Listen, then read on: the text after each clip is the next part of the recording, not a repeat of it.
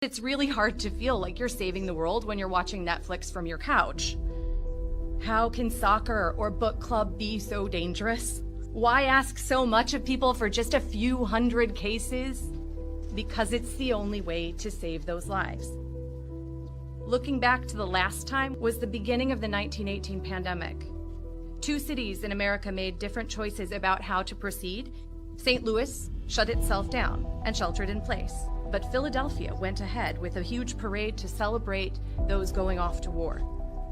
A week later, Philadelphia hospitals were overrun and thousands were dead, many more than in St. Louis. This is a cautionary tale for our time.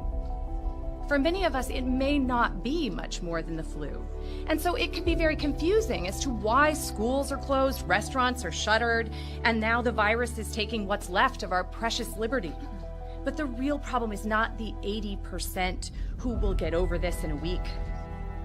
It's the 20% of patients, the older, those that are immunocompromised, those that have other medical problems, who are going to need a bit more support, some oxygen, or maybe a ventilator, life support. All we have to slow the spread is distance, social distance. We can't take care of everyone at once.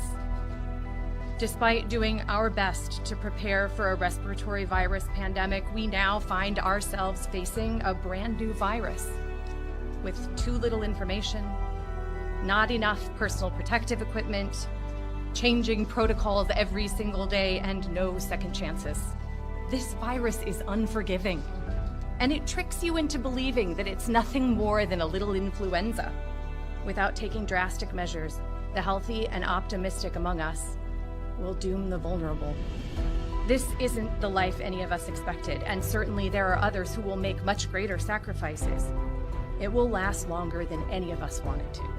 But this isn't going to be forever. All of us in the field of infectious diseases and the public health community are united in our efforts and agree with this course of action. And we all acknowledge that this is the only way forward.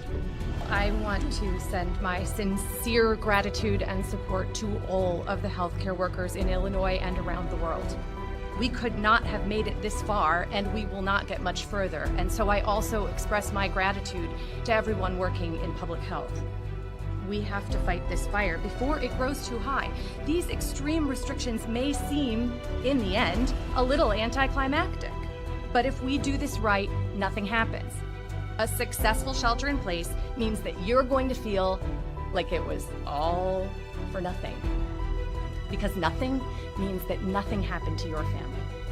Even starting now, we can't stop the cases from coming fast and furious. But with a real commitment to sheltering in place and a whole lot of patience, I know we'll get through this together and find a way back to the life that we used to live. Public health and hospitals have been working hard for a long time, and now it's your turn to do your part. A huge sacrifice to make, but a sacrifice that can make thousands of differences. Maybe even a difference in your family too. So please don't give up.